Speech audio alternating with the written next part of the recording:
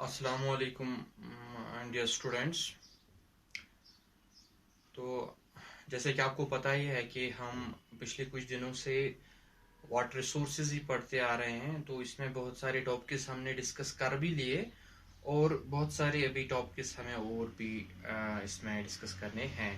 तो जो हमारा आज का जो टॉपिक हमारा चल रहा है पिछले 2-3 लेक्चर से, सो वो मल्टीपर्पज़ रिवर प्रोजेक्ट्स की हम बात कर रहे हैं कि मल्टीपर्पज़ रिवर प्रोजेक्ट्स, उसके मेरिट्स और डिमेरिट्स की बात हमें करनी है।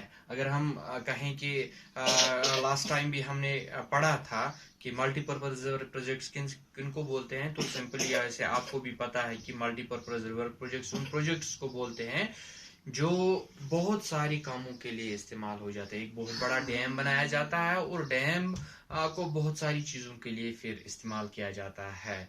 तो वो हमने पढ़ा कि मल्टीपर्पज हियर मींस कि मल्टी बहुत सारे पर्पज है इस डैम को कंस्ट्रक्शन करने के लिए। तो जब बहुत सारे काम उससे निकलते हैं तो बहुत सारे फायदे भी हो जाते हैं। तो अगर हम उन फायदों की बात करें, लास्ट टाइम मैंने कहा था आपको कि हम जब मेरिट्स की बात हम कर रहे थे कि क्या क्या फ़ायदा होता है जो हम जो है ये इस डैम की वजह से जो फ़ायदा हमें पहुंचता है वो कौन कौन सा है। तो जिसमें हमने कुछ डिस्कस किया था कि जिसमें हमने डिस्कस किया था कि जनरेट इलेक्ट्रिसिटी हो जाती है। और दूसरा पॉइंट हमने चेक द फ्लड लेवल जो होती है, फ्लड को कंट्रोल करने की ये कोशिश करता है, फ्लड को यहाँ पे कंट्रोल करने की कोशिश करता है और करता भी है। एंड टूरिस्ट अट्रैक्शंस के लिए भी है ये, फिशिंग के लिए भी है ये। तो मेन चीज़ है जो इरिगेशन के लिए हम इस्तेमाल करते हैं। तो दोज ऑल वेर द हम कहेंगे कि merits of the multipurpose river projects. Now आज का जो हमारा टॉपिक असल में है, आज का जो टॉपिक है दैट्स अ डिमेरिट्स, के नुकसान क्या है जो हम ये एक बहुत बड़ा जो हमने डैम बनाया है और फिर इतना सारा काम इससे हो जाता है। फ़ायदा भी हमने देखा, मगर कहीं ना कहीं हम ये भी इसमें देखने को मिलता है कि बहुत सारा नुकसान भी इससे हो जाता है। तो चलो उतनी नुकसान को हम देखते हैं। फ़ायदे तो हमने लास्ट लेक्चर में पढ़े कि कितना फ़ायदा है जब ये डैम कंस्ट्रक्ट होता है, तो और ये पानी किन चीज़ों के लिए इस्तेमाल हो जाता है जो हमारी फ़ायदे के लिए है। मगर अगर हम आज की बात करें, आज हमें इसके डिमेरिट्स भी पढ़ने हैं कि उससे क्या क्या नुकसान हो जाता है। जो हमारा जो मल्टीपर्पज़ रिवर प्रोजेक्ट है, इसके नुकसानात भी क्या है। तो चलिए नुकसानात की हम यहाँ पे बात करेंगे। सबसे पहला पॉइंट अगर हम देखेंगे, the cost of the building of the dam for these projects are very high. सबसे पहला जो है कि मैंने आपसे बार बार कहा कि ये छोटा मोटा डैम नहीं होता है, ये बहुत बड़ा एक डैम होता है जिसमें बहुत सारा पैसा खर्च हो जाता है। हाई कंजप्शन इसमें हो जाती है। अगर हम बात करें, ये बहुत बड़ा प्रोजेक्ट होता है, इसमें बहुत सारा पैसा भी लग जाता है।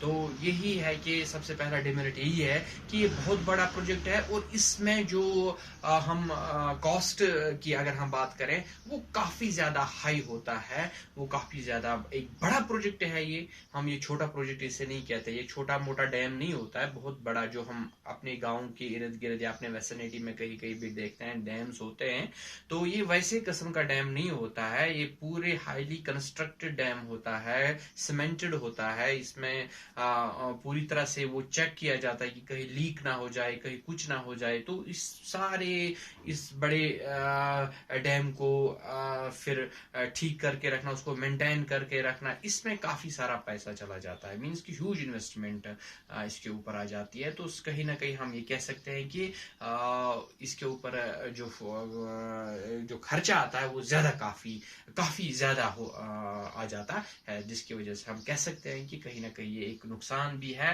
क्योंकि इसमें बहुत सारा हमारा रेवेन्यू इसी में चला जाता है। जो इनकम उतनी नहीं है जितने हमें इसके ऊपर वो यूटिलाइज करना पड़ता है। ठीक है। And number second is the they have adverse impact on the environment, obviously.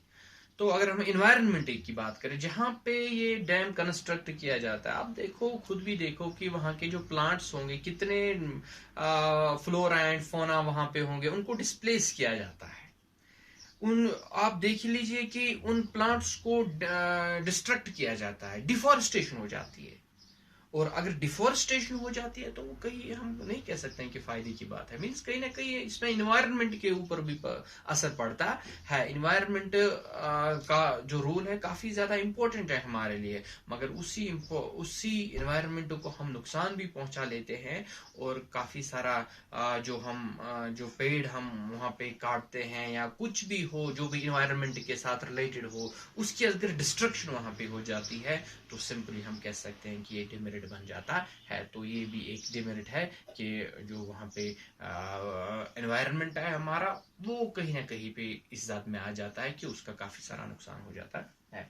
And number third is the they cause large scale displacement of the local communities. आप देखो ये भी एक है कि जो लोकल कम्युनिटीज होती है वहां पे, तो उनको वहां से डिस्प्लेस किया जाता है, क्योंकि it's always threat for the people who are residing in the vicinity of that very dam. तो ये it's highly risky job to stay there और टू सेटल देयर। तो उस वजह से ताकि लोगों का नुकसान ना हो जाए, लोगों को डिस्प्लेस किया जाता है। बहुत सारी कम्युनिटीज वहां पे होती है, बहुत सारी कम्युनिटीज इनको डिस्प्लेस किया जाता है वहां पे, वहां से निकाला दिया जाता है। तो कहीं ना कहीं ये भी हम देख सकते हैं कि उन लोगों को वहां से निकालना, डिस्प्लेस करना, ये भी तो गलत बात है। और हम कहेंगे कि इसका डिमेरिट है कि इससे ये नुकसान हो जाता है कि बहुत सारी कम्युनिटीज वहां पे जो है उनको वहां से निकलना पड़ता है।